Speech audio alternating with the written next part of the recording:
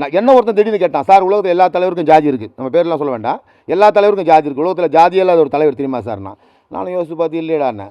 அப்புறம் நான் என் பையன் கிட்ட கேட்டேன், அவன் சொன்னான் வள்ளுவர் சொல்லு அப்படின்னா. திருவள்ளுவரானே அவர் எங்கள் ஜாதி சார்ன்ட்டான். எனக்கு தூக்கி வாரி போட்டுது.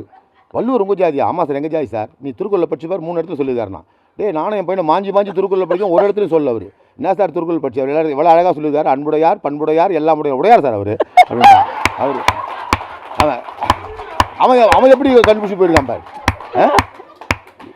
அவ்வளோ விஷயங்கள் இருக்குங்க. அவர் நடுவர் சொன்னார், உடம்பே புல் அடிச்சுது, எனக்கு உடம்பே புல் அடிச்சுது. இயேசு தெரிந்து கொண்டார், பைபிள் கிடைத்தது, நபிகள் தெரிந்து கொண்டால், குரான் கிடைத்தது, கிருஷ்ணன் வந்தான், பகவத்கீதை தெரிந்தது. உங்களால் என்ன தெரிஞ்சது? 12:45 மணிக்கு கண்டுபிடிச்சிருக்கான். தாமஸ் ஆல்வா எடிசன் லைட்டை கண்டுபிடிச்சி பொண்டாட்டி எழுப்பி காமிச்சிருக்கான் சார். லைட்டை கண்டுபிடிச்சா சொன்னா மூடிட்டு படியா கண்ணு கூசு அப்படின்னாலும். கஷ்டப்பட்டு நாங்கள் படிச்சுட்டோம்மா அப்படிவா. நீங்கள் கண்டுபிடிக்கலாம் பரவாயில்லம்மா, நீங்கள் கண்டுபிடிக்கலாம் பரவாயில்ல, தெரிஞ்சுக்கலாம் பரவாயில்ல, சும்மா இருந்தால் போதும். இது ஒரு காசு சொல்லட்டுமா? ஒரு ராஜா ஒரு ராணி ஒரு அரண்மனையில் உட்காந்துருக்காங்க. ஒரு மீனவன் உள்ளே வந்தான்.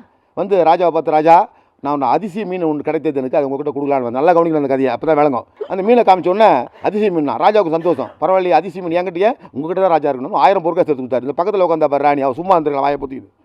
அவள் இன்னும் அந்த மீனுக்கு போய் 1000 ரூபா கொடுக்குதே, இது ஆம்பளை மீனா பொம்பளை மீனா கேளு. அவன் ஆம்பளை மீன்னா எனக்கு பொம்பளை மீன் தான் வேணும்னு சொல்லு, பொம்பளை மீன் சொன்னா ஆம்பளை மீன் வேணும்னு சொல்லுனா. அதே மாதிரி ராஜாவை கேட்டார், இது ஆண் மீனா பெண் மீனான்னாரு. அவன் சொன்னா, ராஜா இது ஆணினுடைய வீரமும் பெண்ணினுடைய பெண்மைத்தனமும் உள்ள அதிசய மீனாரு. அப்படியா, இந்த 10,000 பொருட்காசுனாரு. இவ பார்த்தா சும்மா இருந்திருக்கான் பொருள், சும்மா இருந்த சங்க ஊதி கெடுத்தான்னு கேட்டுட்டா. திடீர்னு இந்த 10,000 பொருட்காசு வாங்கினா பாருங்க, அதுலேருந்து ஒரு பொருட்காசு உருண்டு சந்தில் ஓடிச்சு. இப்போ அந்த 10,000 பொருட்காசை மந்திரிகிட்ட கொடுத்துட்டு ஓடி அந்த பொருட்காசை பொறுக்க போனான். அப்போ ராணி கேட்டா, பற்றி அவ்வளோ அல்ப பாருங்க, 10,000 பொருட்காசு கொடுத்துருக்கேன், அந்த ஒன்றை போய் வாங்க போகிறானே அப்படின்னு. ராஜா கிடையாப்பா, 10,000 பொருட்காசு கொடுத்துருக்கேன், அந்த ஒன்றை போய் பொறுக்க போயிருக்கேன். ராஜா அது ஒரு பொருட்காசு நடத்தி விடாதீர்கள், அதில் உங்கள் படம் இருக்குது, அது யாராவது மதித்தால் மன்னரையே நினைப்பதற்காக சமம், அதனால தான் அந்த பொருட்காசை தேடி எடுத்தேன்னா. அப்போ சொன்னார், இன்னும் 10,000 பொருள்னாரு. நம்ம வாயை மூடி தான் பிரச்சனை இருக்காது. எப்பேற்பட்ட திருநாள், உலகம் ஃபுல்லாக கொண்டாடக்கூடிய திருநாளுங்க இது. பொங்கல் யோசிக்கிறீங்களா? ஒன்றும் யோசிக்கிறது கிடையாது.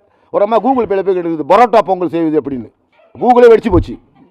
அதில் பொங்கல் செய்ய சொல்லு, சக்கரை பொங்கல் செய்யணும், அதை பரோட்டா பொங்கல் ஒரே நாளில்.